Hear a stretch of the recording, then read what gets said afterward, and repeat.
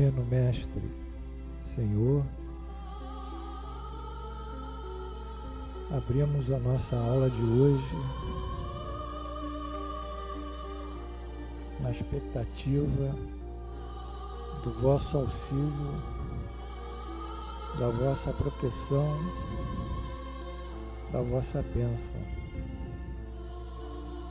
do auxílio de Deus, nosso Pai Maior, de sua proteção e de sua bênção, como também dos Espíritos que coparticipam com todos nós desse curso. Pedimos, pois, que abençoe os alunos, seus familiares, seus amigos e aqueles que tiverem, porventura, aqui problemas e preocupações de ordem de saúde, de ordem afetiva, de ordem pessoal, seja o que for, que sejam orientados por vós e ganhem um rumo para a solução daquilo que lhes aflige. Assim, em vosso nome e em nome de Deus Onipotente, abrimos a nossa aula no dia 20 de maio do ano 2013, pela graça de Deus.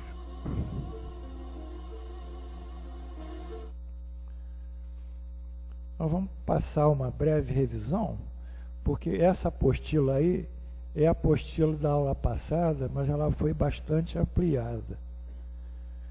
Então, ela é muito grande e eu tenho que fechá-la hoje, né?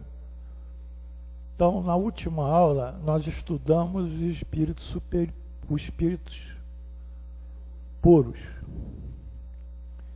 Esses espíritos puros são os que já estão totalmente distanciados da matéria e, pela sua evolução intelectual e moral, eles têm uma ascendência natural sobre os espíritos de outras ordens.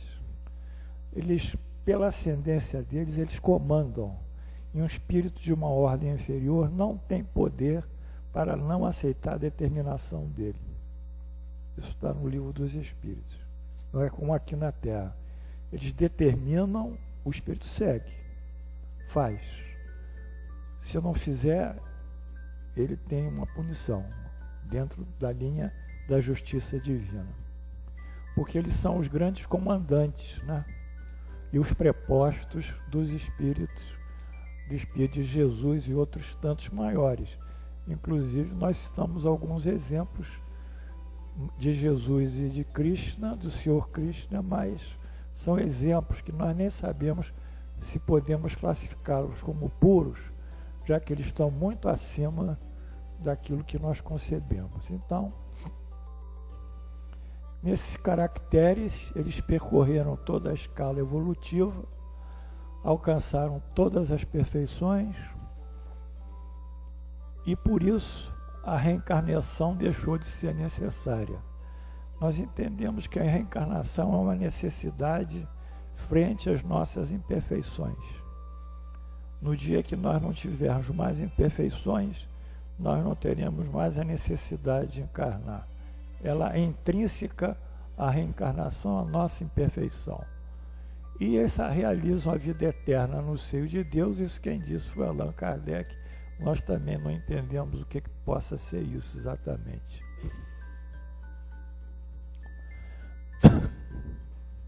Eles têm uma inalterável felicidade, mas essa felicidade não é aquela ociosidade monótona pregada pelas religiões que morreu e vai viver eternamente no paraíso. Não é assim, Jorge?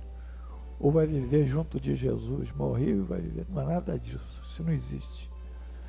Eles são os mensageiros e os ministros de Deus, cujas ordens executam para a manutenção da harmonia universal. Então eles têm que ser muito responsáveis, porque toda a criação de Deus, vamos apenas limitar aqui no plano nosso, na Terra, em cima da Terra, a fusão dos pensamentos deles com os dos encarnados, dos espíritos com os encarnados, que é a psicosfera, o mundo dos espíritos ligados ainda à Terra, que é o mundo espiritual. Esse universo, espírito, psicosfera e Terra, tem uma série de comandos a serem feitos, desde a criação, da natureza, em todos os seus aspectos, até o mundo espiritual. Então, eles que comandam esse contingente de espíritos que, entre encarnados e reencarnados, devem totalizar pelo menos uns 25 a 30 bilhões de espíritos, como disse Emmanuel num dos seus livros. De toda forma, eles são os comandantes e têm as suas missões. Mas as missões para eles são tocadas de amor e de bondade, então são missões que eles vivem bem. Eles são designados anjos, arcanjos ou serafins, de acordo com a cultura, e nós pegamos algumas referências e citações de encarnações divinas, colocando como exemplo o Senhor Krishna e Jesus, o Senhor Krishna no Oriente e Jesus no Ocidente, né? E o Espiritismo admite esse caráter ecumênico pela pergunta 626, em que ele diz que todas as leis divinas são de conhecimento dos homens que se tornaram sábios a compreendê-los. Então não existe uma religião específica que tenha o domínio da lei divina e do conhecimento. Daí os Cristos, os avatares e os Mexias, que são esses seres puros que encarnam. Enfim, temos aqui um avatar que é a descida para a terra de uma encarnação divina, do sânscrito ava para baixo e tri passar, são encarnações divinas. Temos o Cristo, que em hebraico é Messiá, ungido. Depois na Grécia usaram a palavra grega que ficou Christos, mas é o mesmo que Messiá. E na nossa língua é ungido. Portanto, o nome de Jesus, na realidade, é Jesus só. O Cristo, ou, no caso, ungido, é uma adjetivação, um advérbio dele, não é isso? E o Senhor Krishna, que Bhagavan é Senhor, Bhagavan Krishna é outro avatar também. O Bhagavad Gita, que é o cântico do Senhor, literalmente, né? Gita é cântico, né? Bhagavad do Senhor, é uma antiga escritura indiana, é a Bíblia deles, né? Enfim. E aqui já são dois termos que nós incluímos, que não foram ditos na aula passada. O Maya, em sânscrito, vem de medir. Maya é o medidor. Então, aqui ainda está incompleto. É a ideia que o homem pode medir o que é imensurável, tornando relativo aquilo que é absoluto. É uma ilusão. Isso etimologicamente. Mas o homem ele confunde toda a criação divina, que toda a criação que é feita sempre dualisticamente, da inversão, do contraste, da dualidade, dos pares opostos.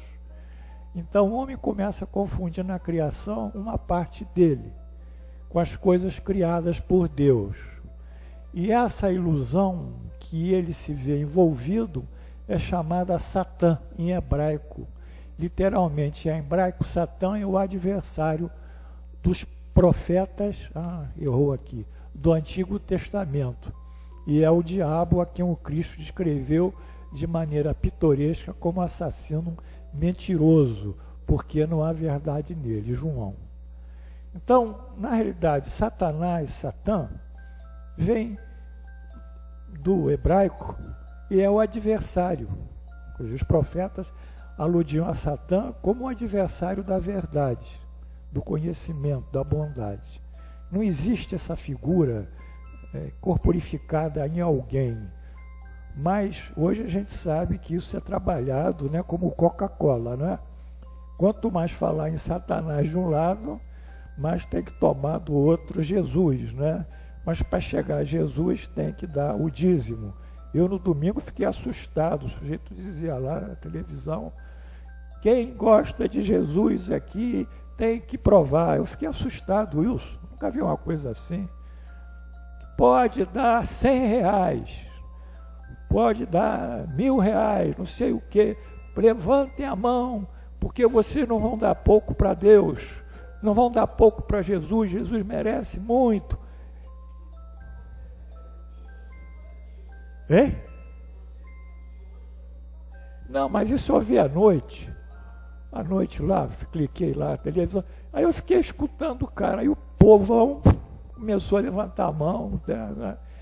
Jesus, vocês vão receber de Jesus o que vocês deram. Então aí, realmente, se não houvesse Satanás, não havia essa fábrica, né, de ameaças e de punições que eles prometem que o indivíduo saia de Satanás mediante essas doações e esses dízimos, né? Mas para mim eles são realmente os adversários da verdade. Desculpa, pessoal, mas eu acho que eu não vou dizer quem é, mas eles são realmente os satanases encarnados da verdade divina. E outro termo que eu incluí foi egoísmo, que é o princípio do ego. Esse é muito interessante. Vem do sânscrito, ahamkara, ou seja, eu faço. Então, ego quer dizer, em sânscrito, eu faço, ego. Em latim é eu. Freud usou esse termo eu para identificar um dos compartimentos do inconsciente, uma das estruturas do inconsciente, ego. E eu faço. O ego é a causa básica do dualismo ou aparente separação entre homem e Deus, lá em cima. A Ahamkara leva os seres humanos a submeterem-se ao jugo do Maya, aqui, ó, dessa ilusão, pelo qual o sujeito ego é falsamente identificado como objeto. Ele se torna um ser independente, tão independente que ele se imagina criador, ou seja, ele se imagina o fazedor, o homem, em contradição com Deus, no sânscrito Brahman, o fazedor. O homem assim passa a viver a sua falsa e ilusória onipotência, faz-se como fazedor. Quando nós achamos que nós é que fazemos, somos os fazedores, nós fortalecemos uma estrutura da nossa personalidade que é a Ahamkara em sânscrito, e que aqui no nosso idioma é o ego. Ego com E maiúsculo, minúsculo. Então isso que é o grande drama, a grande tragédia do ser humano, se distanciar de Deus. O ego é o falso fazedor e Deus, na realidade, é o verdadeiro fazedor. Aí distancia a sua identidade divina. O homem distancia-se da sua identidade divina. A iluminar a consciência do ego, o homem retorna à sua identidade divina, seu ser, que é a sua unidade com eu. Então vocês vão entender que todo trabalho de todas as religiões é nós nos identificarmos com Deus, buscarmos Deus. Não existe outra razão para a religião existir, a não ser a nossa identificação com Deus. Mas para isso nós temos que quebrar o egoísmo. O Espiritismo diz muito bem isso, e quebra o egoísmo pela caridade, que é a qualidade oposta ao egoísmo, o altruísmo e a caridade. Então esse é o grande problema, nós nos acharmos donos de alguma coisa, proprietários de alguma coisa, fazedores de alguma coisa, e nos defendermos daquilo que ilusoriamente nós mantemos como nosso, e quando a coisa sobe a um determinado nível, nós criamos uma capa de negação dos fatos, e essa capa nada mais é do que o orgulho, porque o orgulho é um mecanismo de defesa, não se esqueçam. A pessoa humilde, ela é muito mais forte do que o orgulhoso. Ele precisa se defender, ele está ameaçado no seu território de fazedor. O orgulho é secundário ao egoísmo. E o egoísmo é justamente essa desidentificação do eu, do indivíduo, do espírito, com a sua própria origem. Vamos andando? Então aqui o que os orientais dizem está claramente repetido em diversos trechos da Bíblia. Criou Deus, pois o homem à sua imagem. A imagem de Deus criou, o homem e a mulher os criou. Gênesis. Nós somos criados à imagem de Deus. E acabou. Nós somos criados à imagem de Deus. Não a imagem física, morfológica, mas essa força espiritual que Deus tem. Né? E não criou só o homem, não. Criou a mulher. Isso está em Gênesis. Antes do homem tirar uma costela do homem para fazer a mulher. Isso está antes. A Bíblia também é contraditória. Aí em Salmos 82,6, o salmista disse: eu disse, sois deuses, sois todos filhos do Altíssimo, do Senhor. A qualidade da nossa divindade decorre dessa filiação divina, desse legado que Deus nos deu como filhos seus ao nos criar. Replicou-lhe Jesus: não está escrito na vossa lei, eu disse, sois deuses? João, ele repete isso. Quando é contestado pelos fariseus, ele volta ao Salmo. Pois todos que são gerados pelo Espírito de Deus são filhos de Deus. Olha aqui, filhos de Deus, todos nós. O próprio Espírito testifica com o nosso Espírito que somos filhos de Deus. Ora, se somos filhos, somos também herdeiros, herdeiros de Deus e co-herdeiros com o Cristo, com o ungido. Paulo, a Epístola aos Romanos. Então, a nossa situação é muito estranha, porque como nós vivemos num mundo urbano, não temos tempo para refletir, nós estamos sentindo sempre ameaçados. É como se diz, nós temos uma riqueza infinita. O nosso pai, vamos supor, numa figuração qualquer, é o rei mais rico do mundo. É o soberano mais rico. Mas nós, sendo filho deles, nós agimos como se fossem mendigos, estendendo a mão e não assumindo essa herança divina. Mas para assumir essa herança divina, há um processo de modificação nosso, mutacional, do nosso mundo espiritual. E o caminho é justamente a gente perder esse ego e fazer dele um núcleo de altruísmo e de caridade. Portanto, ego que gera o egoísmo, o ego, quando cortamos isso, esse ego é a individualidade imanente em nós de Deus, é o ser, e Deus continua como verdadeiro fazedor. A conclusão, este é o único real objetivo da religião. Se vocês me disserem que a religião tem outro objetivo, eu paro da aula. Porque esse é o final de tudo. Se ela tem outro finalismo, eu gostaria de saber. Não, ela vai consolar, ela vai aliviar, ela vai trazer um sentimento de esperança, de fé, tudo isso são caminhos. Mas a fé não é o finalismo da religião. A esperança não é o finalismo da religião. A caridade não é o finalismo da religião. São meios, são etapas para nós chegarmos a quem? A Deus.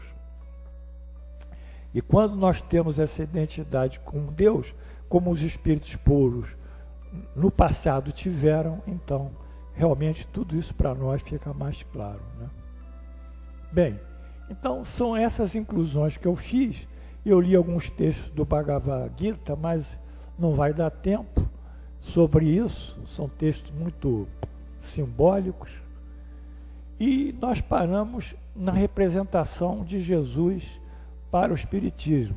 Ou seja, no livro dos Espíritos, qual o tipo mais perfeito que Deus ofereceu ao homem para lhe servir de guia e modelo? Jesus. Então é outra coisa que as pessoas não conseguem entender. Elas adotam como modelo guias de médiuns. O guia de um médium, mesmo que seja um médium poderoso, conhecido, que fez muito, ele é um guia daquele médium, mas ele, como está envolvido ainda com o mundo terreno, ele está ligado às imperfeições do mundo terreno. Se ele trabalha aqui, que ele está ligado aqui, ele vai ter que reencarnar aqui. Ele não é um espírito ainda puro, não pode ser. Então, se eu posso beber água pura, que nasce de uma nascente cristalina, por que eu vou deixar de beber essa água pura e cristalina e beber a água aqui embaixo já, onde o rio já começou a se poluir? É um absurdo. Então nós temos que entender que nós temos que focar a nossa vida nesse modelo, que é Jesus. Se nós sairmos desse sistema, nós vamos construir uma série de caminhos paralelos e que fogem totalmente dos princípios da nossa libertação religiosa. E o pior caminho é quando essa religião, quer dizer, esse princípio de nós voltarmos a Deus, ele sofre o processo da institucionalização. Aí isso cria-se uma hierarquia, um poder superior, uma série de subordinações, cria-se N centros, cria-se teologias próprias, interpretações próprias, cria-se códigos próprios, cerimônias que nós chamamos liturgias próprias, cria-se eucaristias próprias, sagrações próprias do aspecto religioso, cria-se sacramentos próprios, cria-se tanta coisa, e ainda disso tem esse problema sério do dinheiro e da corrupção e da vaidade do poder que esses clérigos vivem, que aquilo que era o finalismo morreu. Os meios absorveram o finalismo e essas religiões hoje nada tem a ver com a religião que o Cristo propôs. O cristianismo original, ele foi sepultado pelos dogmas, pelas heresias, pelos concílios, que são reuniões de clérigos, seja lá dos papas, seja lá dos Vedas, seja o que for, ele foi sepultado pelo poder que esses homens querem ter sobre a massa, ou seja, o poder material. Enfim, então esse é o nosso grande dilema. Por que não seguirmos Jesus? Jesus é perfeição moral, que a humanidade na Terra pode aspirar. Deus não o oferece como o mais perfeito modelo, e a doutrina que ensinou é a mais pura expressão da sua lei. Por que nós vamos sair disso, pessoal? Não faz sentido, não tem lógica, porque Jesus estava animado pelo Espírito Divino, tendo sido o ser mais puro que já apareceu na Terra. Então, essa é a resposta do Espírito para a pergunta que Allan Kardec fez em cima de Jesus. E a outra pergunta que Kardec faz é porque, se Jesus já veio ao mundo, qual a utilidade dos ensinamentos dos Espíritos? Os Espíritos vão ensinar mais alguma coisa? Não. Os ensinamentos de Jesus eram alegóricos, aí que é o problema. Então, como eles eram alegóricos, que são metáforas são imagens de linguagem. Por exemplo, a poesia vive de metáforas. Quando o sujeito constrói uma poesia, ele dá vida ao que não tem vida, ele dá cor ao que não tem cor, ele faz analogias de toda espécie, ele foge da realidade, são as metáforas. Tudo é simbólico, tudo é figurado. E tudo que Jesus disse, a maior parte, foi metafórico. E quando a metáfora tem esse sentido moral que ele deu, nós chamamos as parábolas de Jesus. Então isso ficou escondido, fechado.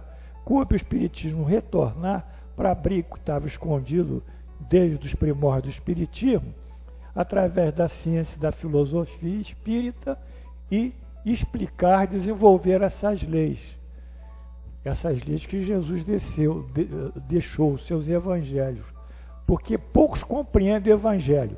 O meu espírita não lê a Bíblia, fiquem sabendo disso.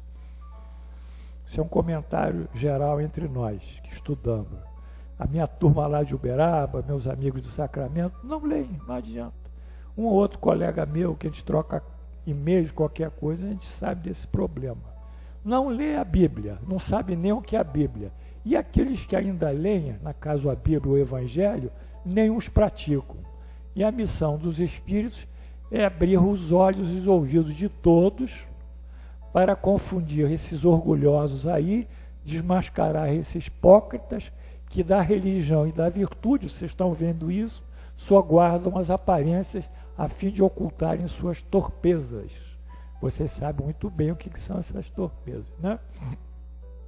Muito bem. Os comentários sobre isso são também objetivos. Como se vê, Jesus é o Espírito encarnado a ter alcançado a perfeição moral. Claro. Primeiro. Segundo, daí sua competência em fielmente transmitir as leis divinas. Ele é o preposto de Deus, ele é competente na transmissão dessas leis. O Evangelho de João o bem define nas seguintes palavras, essa competência. E Jesus clamou dizendo, quem crê em mim, não em mim, mas naquele que me enviou. Está errado, está faltando uma palavra. Aquele que me enviou. E quem vem a mim, vê aquele que me enviou. Eu vim como a luz para o mundo, a fim de que todo aquele que crê em mim não permaneça nas trevas. Ele mostra então a identificação dele em mim com aquele que enviou. Uma perfeita identidade. Porque eu não tenho falado por mim mesmo. Aí é mais claro ainda. Mas o Pai que me enviou, esse me tem prescrito o que dizer e o que anunciar. João. Então, vamos ter dúvida ainda a respeito da missão de Jesus? Se ele diz que o Pai o enviou para ele falar essas coisas? Tem alguém superior a ele? Tem algum médium? Tem algum guia de médium? Tem algum espírito? Não tem. E por que nós ficamos nesses caminhos paralelos? Porque nós precisamos desses caminhos paralelos. Porque a modificação moral, ela nos traz, às vezes, um sacrifício, uma necessidade de transformação, uma autoanálise. E não são todos que estão dispostos a passar por essas provas pessoais e íntimas. Então, nós vamos pelos caminhos paralelos. Portanto, essa aí é a autenticidade ou autenticação de Jesus como preposto de Deus. Ao Espiritismo, nós vamos atualizar os ensinamentos de Jesus. Não de uma forma clara e explícita, não apenas reproduzindo o que disse, mas possibilitando uma nova e inédita linha interpretativa desses mesmos ensinamentos. Isso com os conhecimentos oferecidos pelo espírito experimental, espiritismo, que é a sua interface científica, e pelo filosófico, sua interface lógico-filosófico racional. Então essa é a função do espiritismo. A missão do espiritismo está bem desenvolvida no Evangelho de João. Está muito bem desenvolvida, que se me amais, guardai os meus mandamentos, eu rogarei ao meu Pai, e ele vos enviará outro Consolador, a fim que fique eternamente convosco, o Espírito de verdade, que o mundo não pode receber, porque não o vê, absolutamente não o conhece. Mas quanto a vós, conhecê-lo-eis, porque ficará convosco, estará em vós. Porém, o Consolador, que é o Santo Espírito, que meu Pai enviará em meu nome, vos ensinará todas as coisas, aqui ó, vos ensinará todas as coisas, e vos fará recordar tudo que vos tenho dito, aqui ó. Vamos ler um pouquinho o que é que dizer isso. Lá em cima. A fim de que fique eternamente convosco. O que fica eternamente convosco? Eu falei, a ideologia, o pensamento, o conceito. Isso não morre, uma ideia não morre, uma doutrina não morre. Nós estamos estudando desde até hoje os pré-socráticos. Até hoje estamos estudando o que os judeus escreveram há 5.700 e poucos anos atrás. Até hoje estamos estudando as Vedantas, que foram escritas, sei lá, há 10 mil anos atrás.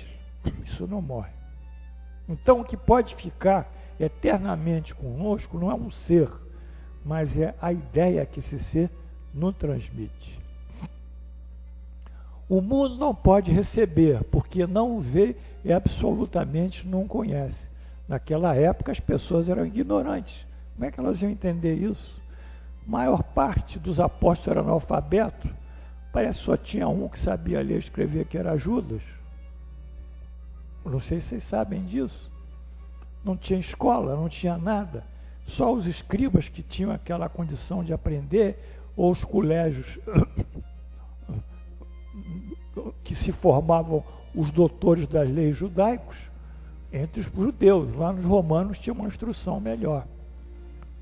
E nos gregos era a instrução ainda maior ainda. Então, como é que vai entender fazer esse pessoal entender? Não dava. O mundo não pode receber porque não vê e não conhece. Também não tinha senso moral. Os espíritos ainda não tinham encarnação suficiente para atender e entender os ensinamentos de Jesus. Sobretudo pela sua linguagem metafórica. C. Mas quanto a vós, ele diz isso para os apóstolos, conhecê-lo-eis, por ficará convosco, estará em vós. A minha doutrina ficará convosco e estará em vós. A dessimbolização e a interpretação dos textos metafóricos trarão o conhecimento da verdadeira significação dos ensinamentos de Jesus. E como doutrina, ideologia, pensamento, ficará conosco em nossos espíritos. Diz Jesus ainda: porém o Consolador, que é o Santo Espírito, que meu Pai enviará em meu nome. Esse Santo Espírito é o Espiritismo.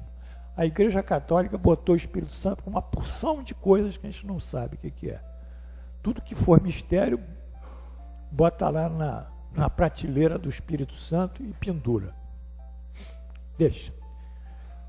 Mas para nós, esse Santo Espírito, na realidade, não é um espírito, é uma ideologia santificadora que é o cristianismo.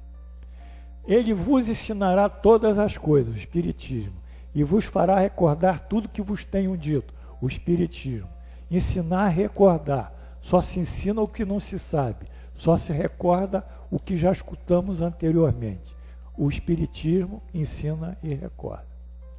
Então, eis aí a passagem nuclear sobre o advento de Jesus e a ligação dele com o Espiritismo e a função do Espiritismo.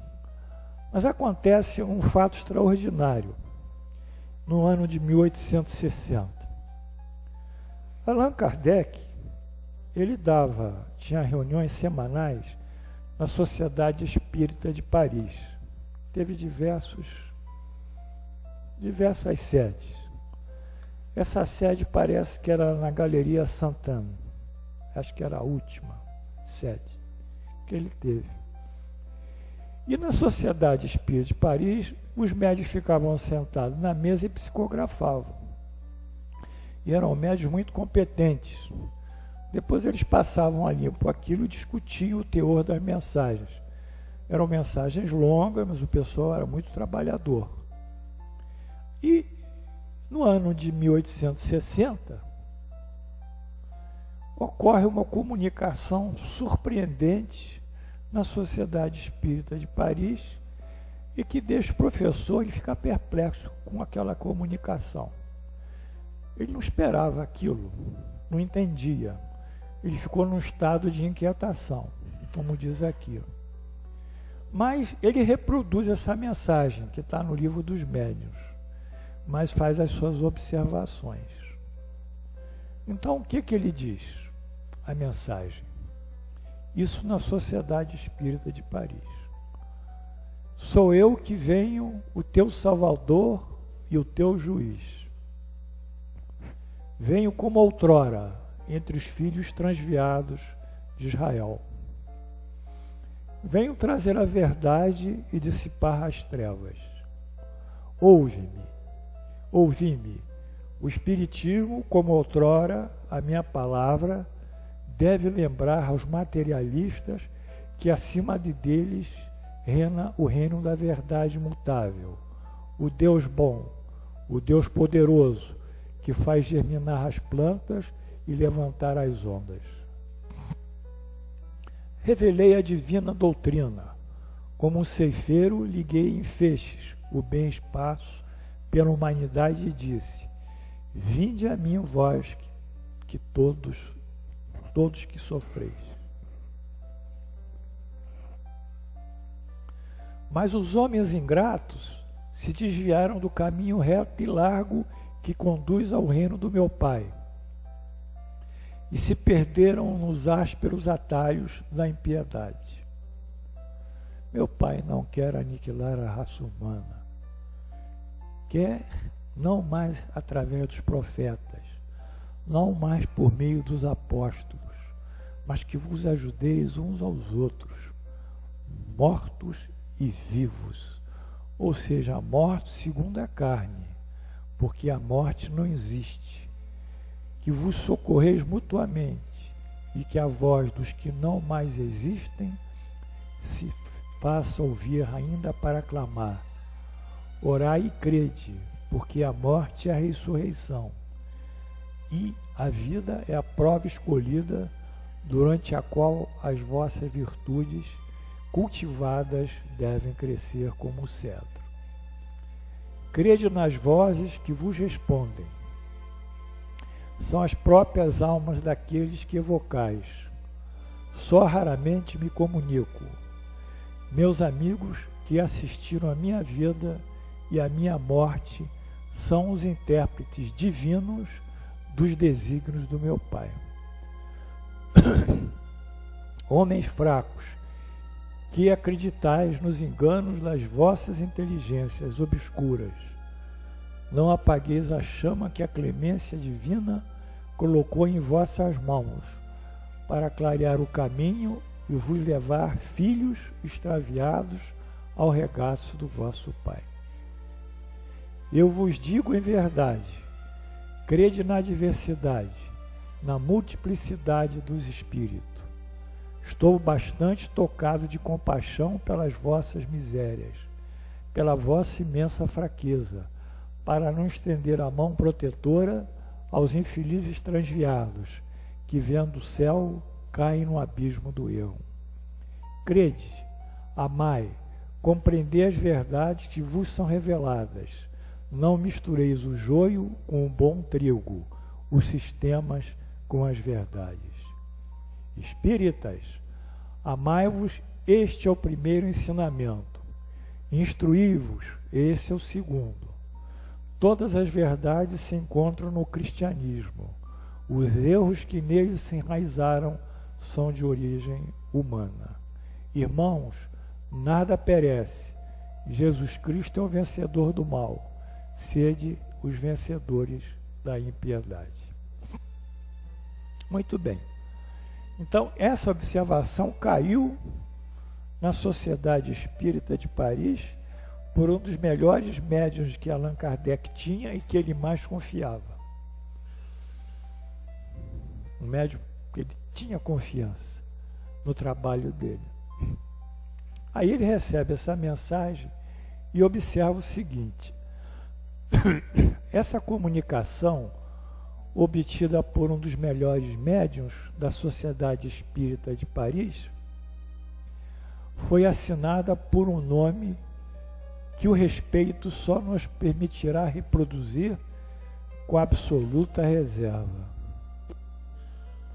Tão grande seria a insígnia e graça da sua autenticidade. E porque já muito se abusou desse nome em comunicações evidentemente apócrifas, são falsas. Apócrifa, uma comunicação apócrifa é uma fraude, é falsa. Esse nome é o de Jesus de Nazaré. Ele assinou como Jesus de Nazaré. Ele não assinou como Jesus o Cristo. Ele disse Jesus de Nazaré. Deu o nome dele e a origem dele. Não duvidamos que ele absolutamente possa manifestar-se.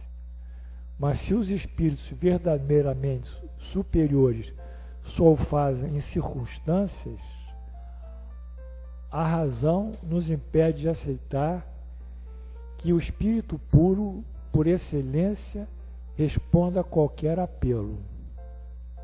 Haveria pelo menos profanação em lhe atribuirmos uma linguagem indigna dele. E por essas considerações que temos sempre evitado publicar tudo o que traz o seu nome. Acreditamos que nunca seríamos demasiadamente cuidadosos no tocante a publicações dessa espécie, que só tem autenticidade para o amor próprio dos interessados, e cujo menor inconveniente é oferecer armas ao adversário do espiritismo. Como temos dito, quanto mais elevados são os espíritos, mais desconfiança deve-se ter da assinatura dos seus nomes. Seria necessário uma grande dose de orgulho para alguém se vangloriar, de ter o privilégio de suas comunicações, julgando-se digno de conversar com eles como se fossem seus iguais. Na comunicação acima, constatamos apenas a incontestável superioridade da linguagem e dos pensamentos, deixando a cada um o cuidado de apreciar se aquele de quem ela traz o nome o rejeitaria ou não. Bom, como nós vimos, Allan Kardec toma isso com uma inquietude e uma gravidade. Ele não quer que se propague que seja Jesus. Ele apenas descreve, mas ele não afirma, também não nega. Ele é criterioso. Porque quantos e quantos séculos os clérigos vêm se dizendo intérpretes de Jesus? E quantos templos vêm se dizendo as casas de Jesus? E quantos dizem que Jesus propôs isso ou propôs aquilo? Allan Kardec não faz esse tipo de pessoa, pela sua honestidade. Vamos pular um pouquinho isso? Depois a gente volta. Mas esse trabalho eu tirei do Herculano Pires. Porque o Herculano Pires, o livro dos médiuns, ele foi traduzido da segunda edição francesa. O livro da FEB é da primeira edição. Então o Herculano Pires é um livro mais atualizado, como o livro dos médiuns, que o que está aí da FEB, que é apenas da primeira edição. Na segunda edição, o livro dos médiuns sofreu muitas modificações não incluídas na primeira edição, da FEB e de outros. Então eu peguei a fonte melhor, que é o Herculano Pires. E Herculano Pires diz o seguinte: essa comunicação aparece um pouco modificada no Evangelho segundo o Espiritismo, Instrução dos Espíritos, capítulo 6, Advento do Espírito da Verdade, de Verdade, item 5.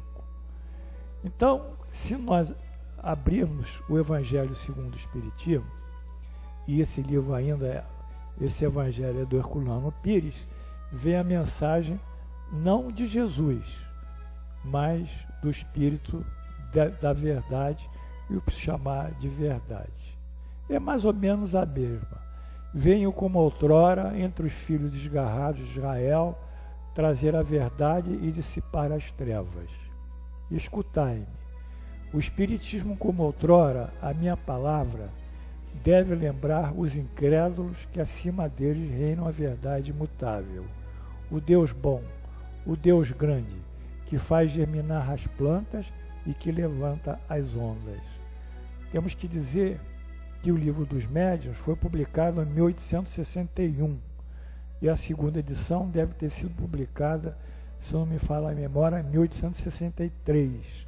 E o Evangelho segundo o Espiritismo é de 1864. É posterior, pois, essa publicação em pelo menos 2 ou 3 anos. E continua: eu revelei a doutrina divina, e como um cegador, liguei em feixes o bem esparso pela humanidade, e disse: vinde a mim todos vós que sofreis. Mas os homens ingratos se desviaram da estrada larga e reta que conduz ao reino do meu Pai, perdendo-se nas ásperas veredas da impiedade. Meu Pai não quer aniquilar a raça humana. Ele quer que, ajudando-vos uns aos outros, mortos e vivos, ou seja, mortos segundo a carne, porque a morte não exista, sejais socorridos, e que não mais a voz dos profetas e dos apóstolos, mas a voz dos que se foram, faça-se ouvir para vos gritar: crede e orai. Porque a morte é a ressurreição, e a vida é a prova escolhida, durante o qual vossas virtudes cultivadas devem crescer e desenvolver-se como cedro. Homens fracos, que vos limitais às trevas da vossa inteligência, não afasteis a tocha que a clemência divina vos coloca nas mãos para iluminar vossa rota e vos reconduzir, crianças perdidas, ao regaço de vosso Pai. Estou demasiado tocado de compaixão pelas vossas misérias, por vossa imensa fraqueza, para não estender a mão em socorro aos infelizes extraviados, que vendo o céu caem no abismo do erro. Crede, amai, meditai todas as coisas que vos são reveladas. Não mistureis o joio ao bom grão, as utopias com as verdades. Espíritas, amai-vos, este é o primeiro ensinamento. Instruí-vos, eis o segundo.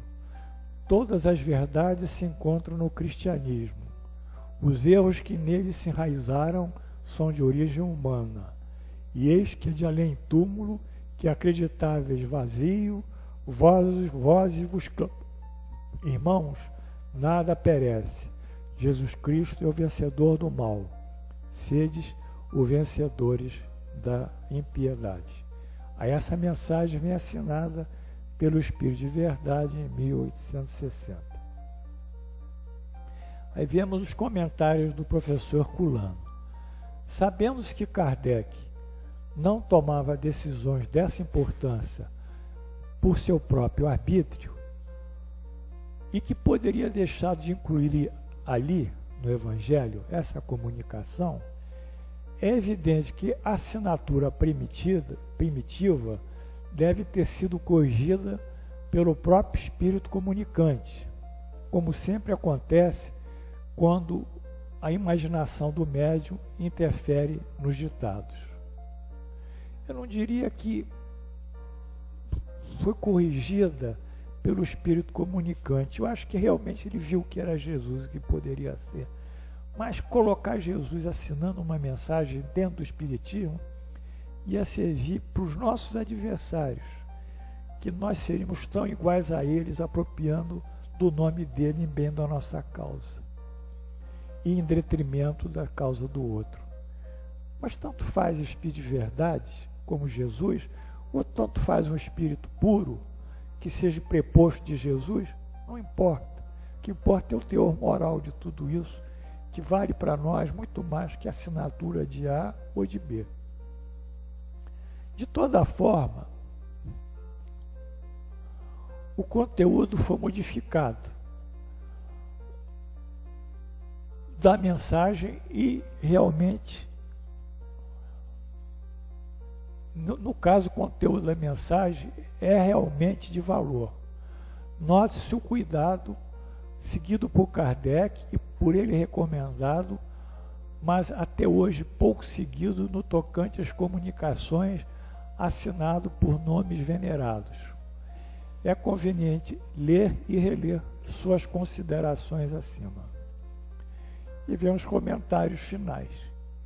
Repetindo-se o que já dito por Allan Kardec e pelo autor, por mim, a escala espírita constitui um recurso didático para fins de entendimento sobre a grande gama e variedade de espíritos morais e variedade de tipos morais e intelectuais que se observam nos espíritos.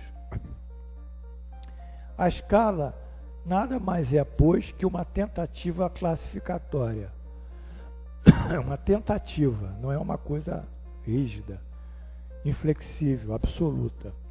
Porém, o seu favor apresenta as qualidades do método, da capacidade crítica e de análise e sólidos conhecimentos do professor e dos espíritos superiores sobre o assunto. Isso é claro.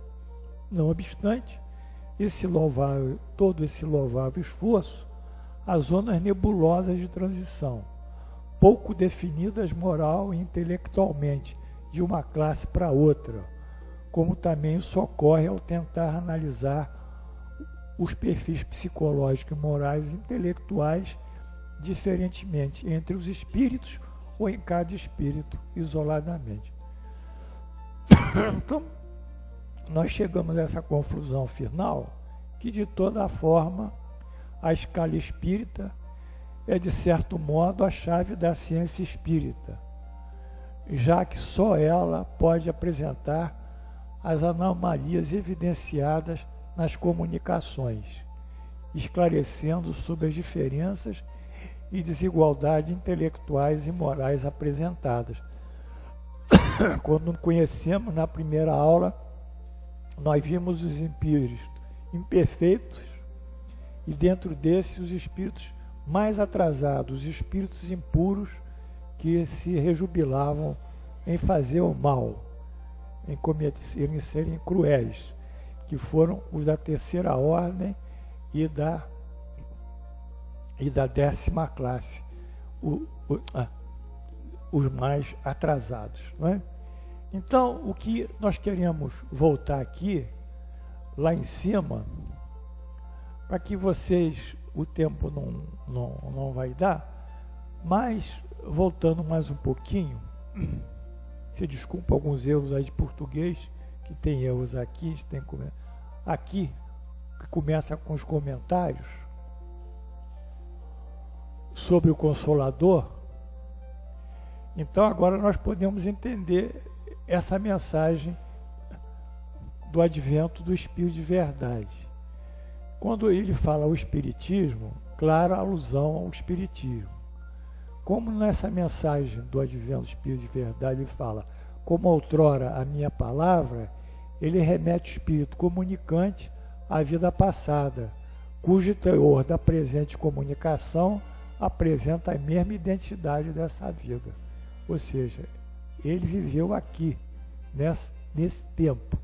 E o que ele comunica se refere a esse tempo.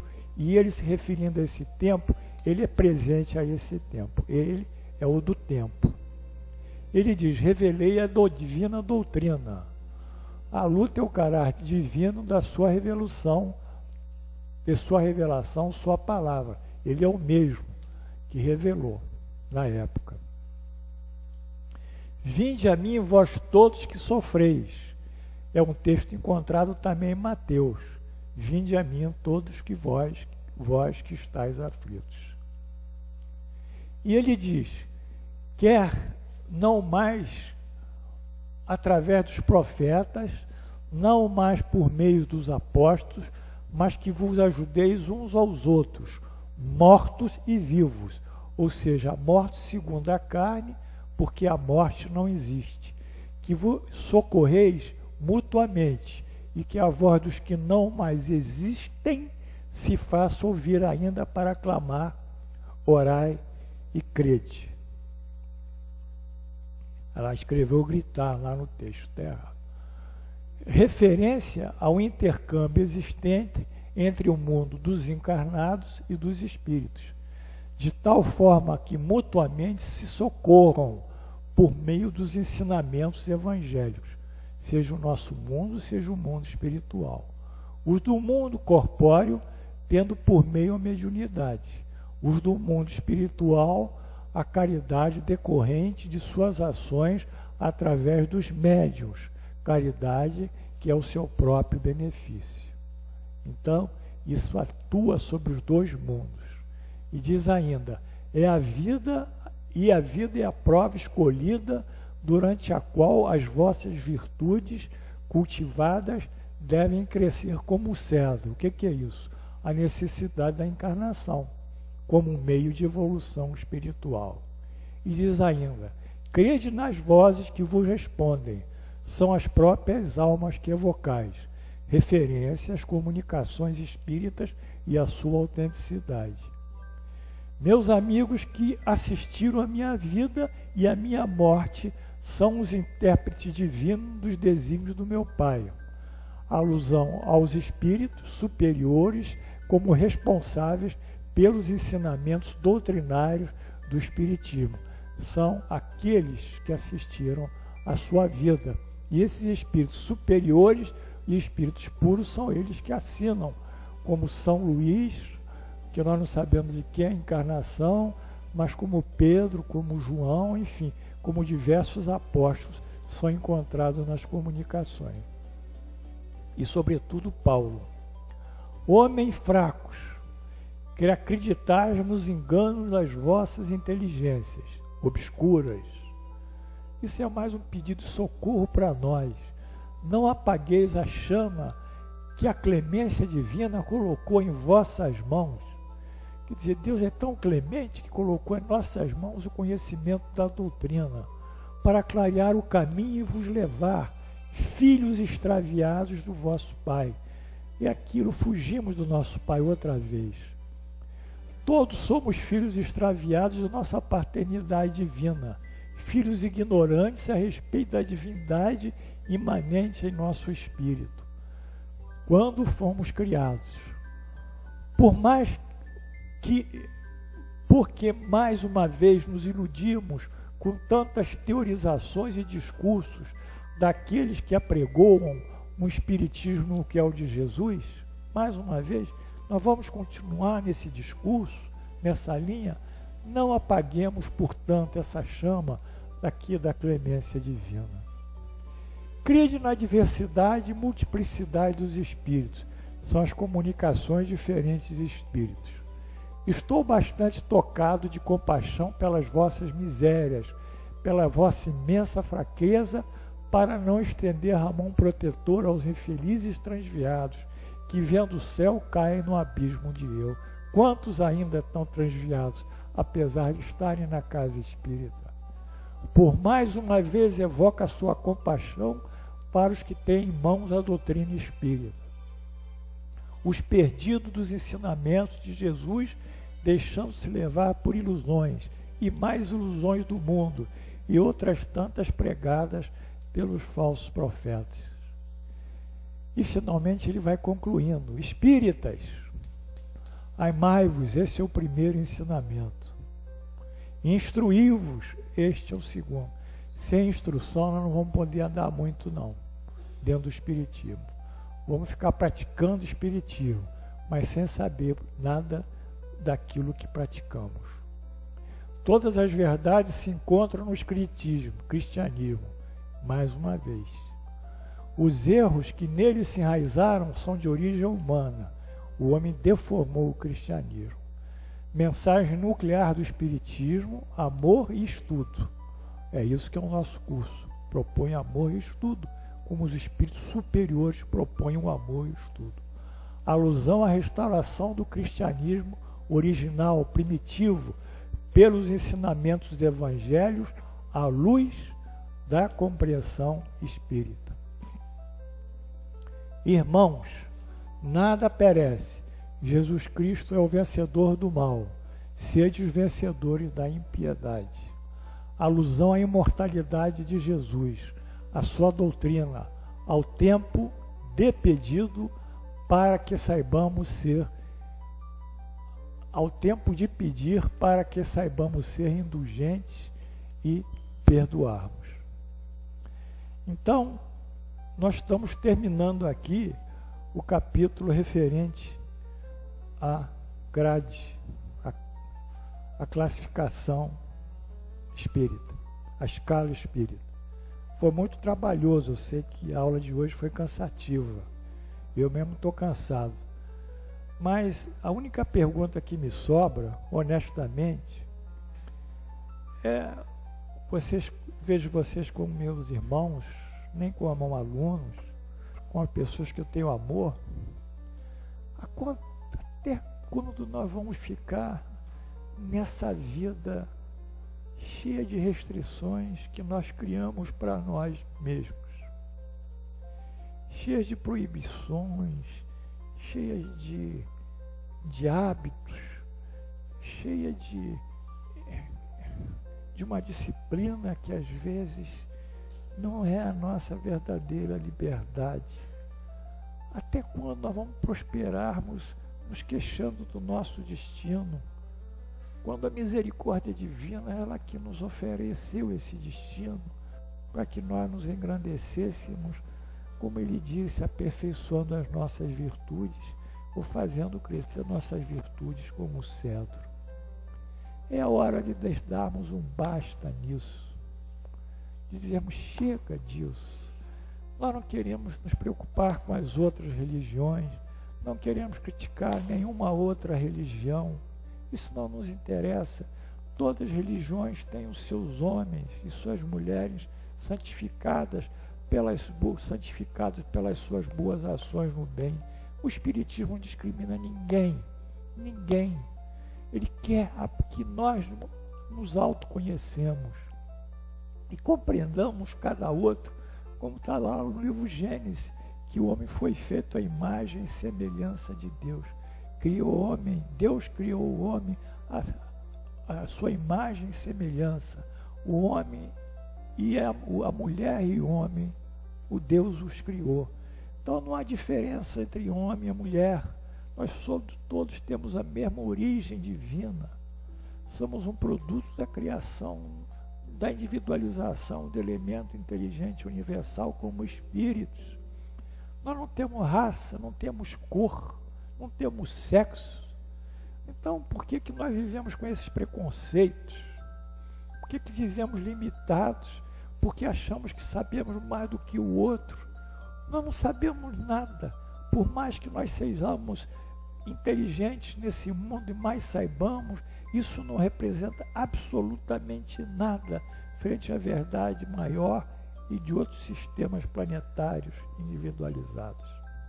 Então tenhamos essa piedade, essa compreensão, essa compaixão por todos os irmãos indiferentemente.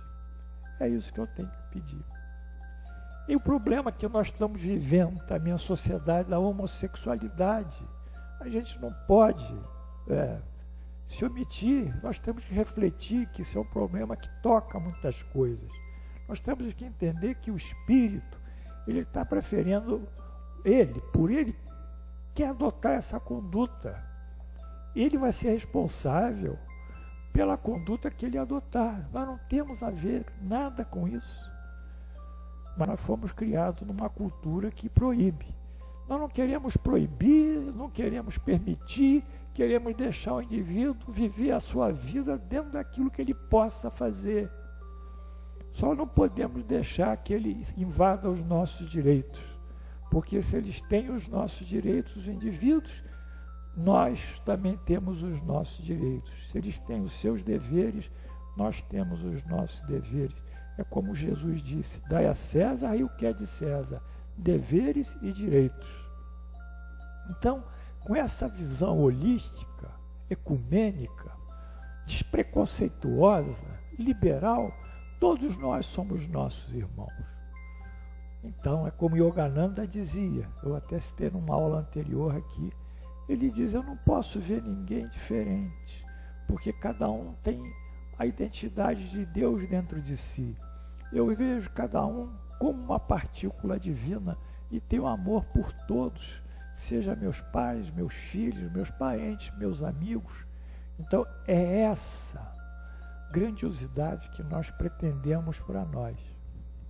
E a partir disso, voltando ao início dessa aula, aquele ego egoísta, orgulhoso, cheio de preconceitos e amarras, um entrelaçado de repressões de toda espécie e de espinhos, ele vai se diluir e vai se abrir numa flor linda, formando um altruísmo. O egoísmo vai ser modificado para o altruísmo. E nós vamos entender que a caridade, como a doutrina propõe, que a caridade de amarmos fundamentalmente a quem quer que seja, é o grande veículo libertatório. Mas não adianta tudo isso se nós continuarmos na mesma batida. É o espírito tal, é o médium tal, é a palestra B, a palestra C, e nós vamos levando o tempo e a nossa natureza moral permanece a mesma. Então, surge um problema na vida, pronto, desaba tudo aquilo que a gente tentou aprender, porque na primeira prova ou na primeira provação a nossa fé vira pó.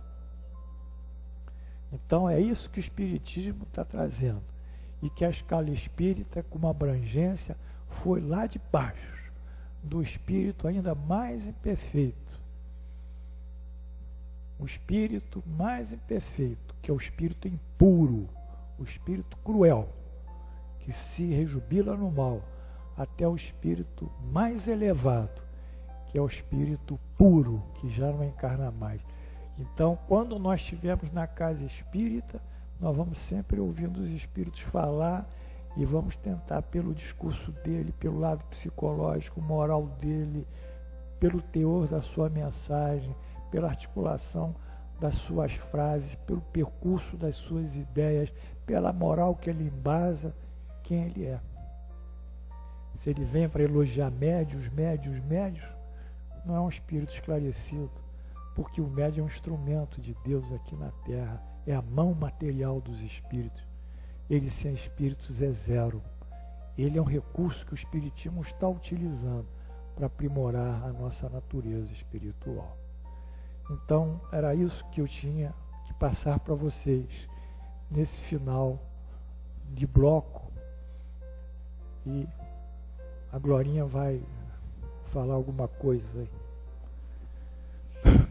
Na semana passada, 4 pessoas assinaram esse caderninho. Eu gostaria de saber se eles estão presentes. José Ferreira, Irazane, Lucas Marques, você é?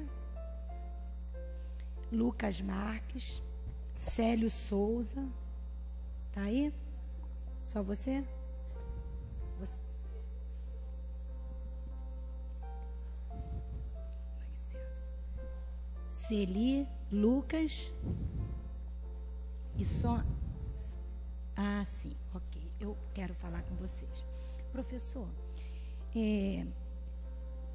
o senhor comentou sobre... O professor comentou comigo sobre alguns alunos que já acompanham esse curso.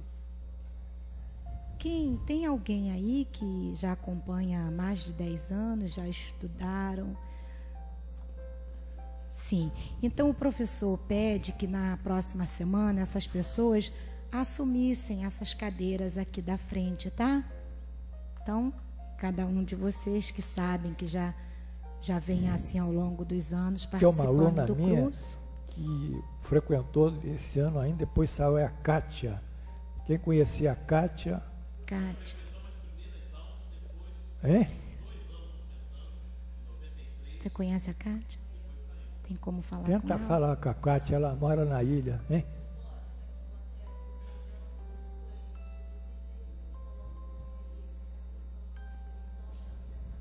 Mas fala com ela que eu estou pedindo, tá? Tem alguns aí que começaram, entraram, saíram, mas ali depois tem o Larossa e a Ieda que trabalharam muitos anos conosco, né? Estão ali os dois. Isso. Enfim, são pessoas que a gente é eternamente grato, né? Por tudo que fizeram, né? É um curso de 20 anos, foram muitas pessoas, muitas fases. Você que está ao lado do Vanderlei, qual o seu nome? Alexandre. Também quero falar com você, tá? E os convites... Tem o Vanderlei ali também. Ele levantou a mão. O Vanderlei, ele começou comigo ainda com 14 anos, Vanderlei. Fala para mim. Quantos anos?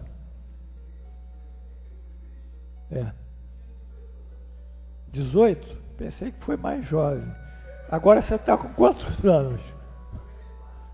Então, alguma coisa fez tempo. O tempo passou, né? E você casou quantas vezes já? Vamos lá?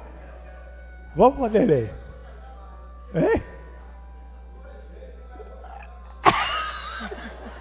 Casou 2 vezes. Vai casar mais ou desistiu? Então, ele é um esforçado, né? E eu também quero avisar que eu vou separar todas as camisas por nome e número, tá? O Valdec, inclusive, já se ofereceu, vai me ajudar, nós vamos separar todas. E no dia, nós não vamos ter condições de, ficou pequeno, trocar. Depois podemos até ver essa possibilidade. Mas no dia vai ser uma coisa muito rápida, uma entrega mais rápida, né?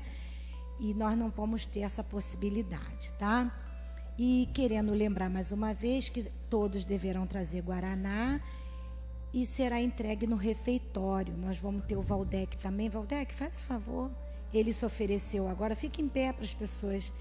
Ele se ofereceu para chegar mais cedo. Se alguém também quiser chegar mais cedo, o senhor virá mais cedo, né, professor? Eu tenho que vir, né? Então, que eu tenho que trazer uma pessoa para iluminar isso e tal. Isso. Então, a partir das 17 horas, nós vamos estar aqui. Quem quiser chegar mais cedo para nos ajudar a conduzir alguém que não saiba onde é o refeitório, para entregar o guaraná, tá?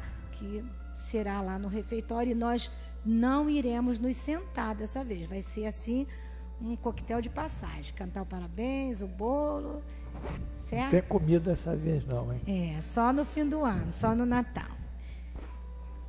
Então, ok, obrigada. A gente vai ter que ter uma comissão de recepção e vocês vêm com a Glorinha para trazer as pessoas e tal. Pode ser que isso aqui não tenha espaço, então o Amilcar vai abrir o teatro lá tem um telão. Quer dizer, nos anos que eu realmente mexia mais, né? Encheu isso, encheu o teatro, encheu lá fora, a gente teve que botar umas tendas, mas esse tempo já passou, chega, né? Fazer uma coisa mais simples. Ave Maria.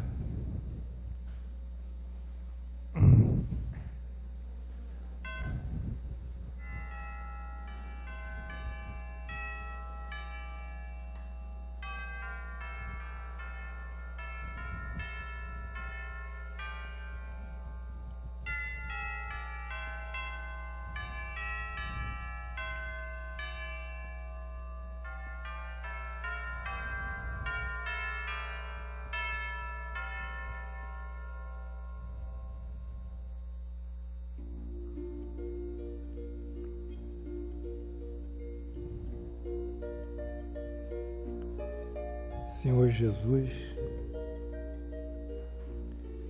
pedimos por esses nomes de irmãos e irmãs cujos nomes encontram-se aqui na mesa.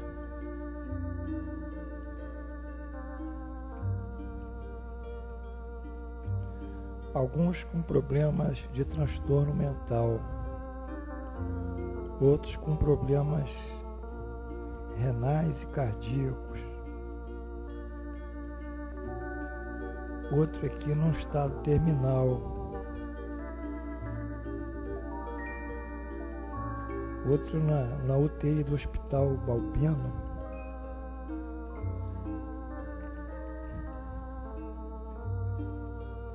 outro ainda com câncer no intestino. Outro irmão, também com câncer em tratamento quimioterápico, já dando metástase. Por todos esses irmãos cujos nomes estão nesses papéis, que aqui tocamos. Tanta coisa boa acontece,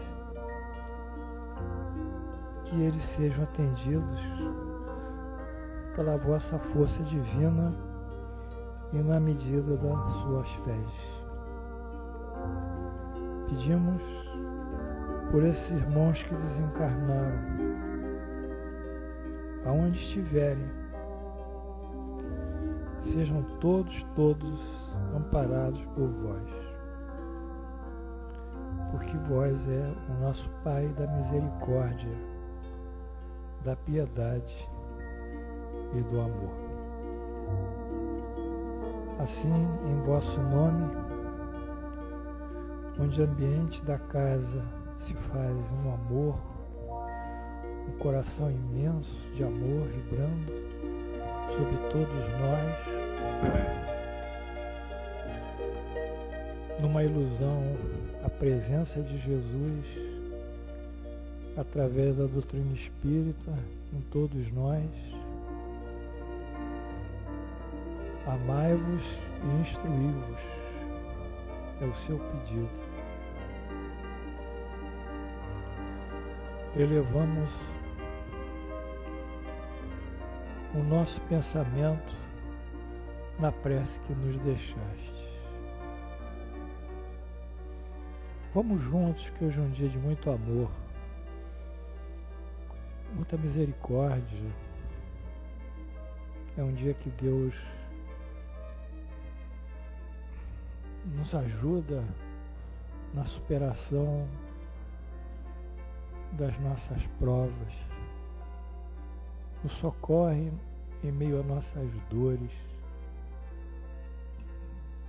nos consola em nossas inquietudes e nos fortalece na esperança. Elevemos o nosso pensamento em amor e devoção a Deus, como Jesus o fazia e o faz. Pai nosso que estais no céu, santificado seja o vosso nome. Venha a nós o vosso reino, seja feita a vossa vontade, assim na terra como no céu. Pão nosso de cada dia dai-nos hoje. Perdoai as nossas ofensas, assim como nós perdoamos aqueles que nos têm ofendido. E não nos deixeis cair em tentações, mas livrai-nos do mal. Assim seja. Amém. Em nome de Jesus e pela graça de Deus Onipotente, damos por encerrados nossos trabalhos no dia 20 de maio do ano 2013, pela graça de Deus. Assim seja.